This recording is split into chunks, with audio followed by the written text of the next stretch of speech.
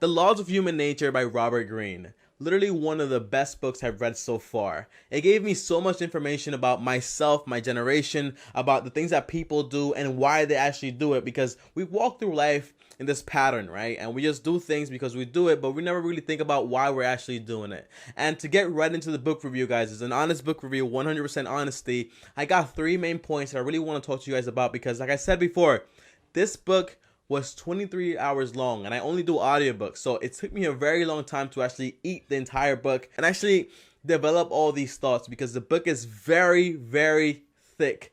But this is one thing that I like about Robert Greene. While he created this book, I think he knew that it was going to be a long book, so he used stories and metaphors and every single thing that I like to keep the book entertaining. At one point, I read like one chapter that was like 2 hours long, and I just sat there and I listened to the entire thing because it's that interesting. So it's a book that definitely keeps a hold of you, and it doesn't get boring. It's always entertaining because everything that it does teach you, it teaches you with history, with things that actually happen, and it makes it very exciting to actually listen to. Now, the main 3 points that I want to talk about in this video is understanding the loop of generations, death, and also leadership and respect. Now, one of the main points that I got from this generation chapter is that each generation has its own values, and each generation does not value the same things that the past generation valued, and it seems very easy and common sense, but in actuality it isn't. Because if you take a look at how generations work, it has like this entire loop, right? For example, when people arrived in America, right, we were under the monarchy of the king, right? And we got that, and then we rebelled against that, and then people kind of got tired of that, so then we rebelled against that also. And those people that rebelled against that, like, those values were very important for them because they actually fought to get there. But now we're like, okay, that's cool, but we don't really value those things as much, and we have our own values. And then soon enough, this thing is going to keep repeating and keep repeating. And he uses a whole bunch of metaphors in history. And the more you read about this stuff, the more you see that this loop is happening, and it's very likely that's going to happen again. And one more point that I got from this generation thing is that generations would show you their shadows with their comedy. And I never even thought about this, right? But for example, in our generation, we're very cautious about how we speak, what we talk about, because a lot of people out there get offended because of everything. Like, in this entire video, I probably offended like 5 people already. It's okay, it's normal. But in our generation, we're very sensitive about these things, right? But behind the scenes in our comedy, we laugh about those same things. And those are the shadows that are revealed in the generation. And it actually shows you what those people actually think, because people laugh about those same things that they claim to be offensive. And that's how you realize the real face behind each generation. And that's something that I really like that I had no idea about. Now, the second point I want to talk about in this book is death, and how death and what is its purpose and how it actually works, right? Before this book, I actually thought about like, okay, you die, that's it, and that's just how life works, right? But it reveals so many things, when it comes to this entire topic, because it's very morbid in society to even talk about it. And nobody actually wants to talk about it, but everybody knows that the time is going to come, and you never know when it's going to come. And that's why you see so many people that have near-life death experiences, that their entire outlook on life changes, because now they take advantage of their time, because they know at any moment in time they can lose their life and everything can be erased, right? And one thing that I really got from it is that, you think about generations, and you think about our time here on earth, and you think about all these things, right? And you see how minuscule our existence is in life. Like, for example, like our generation, imagine like 10,000 generations before us.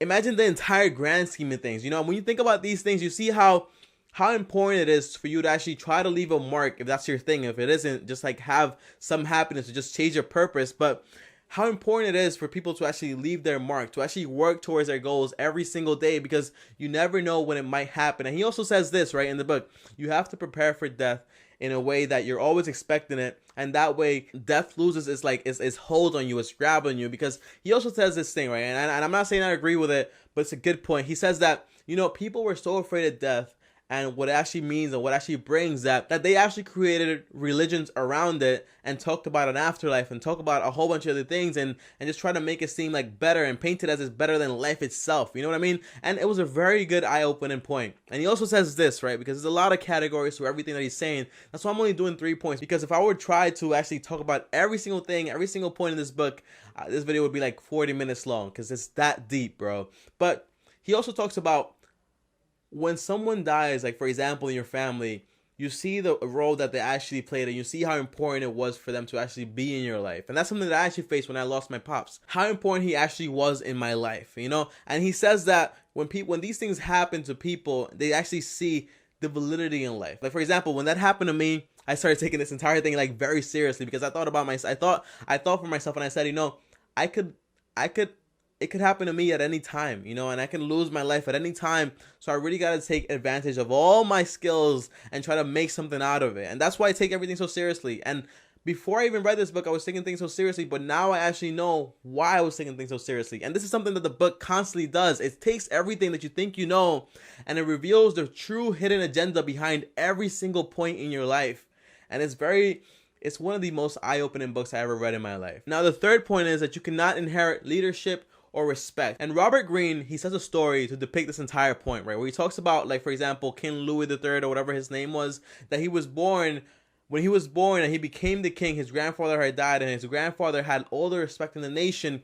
And when he was born and he became the king, he thought that he was going to inherit the respect and the leadership.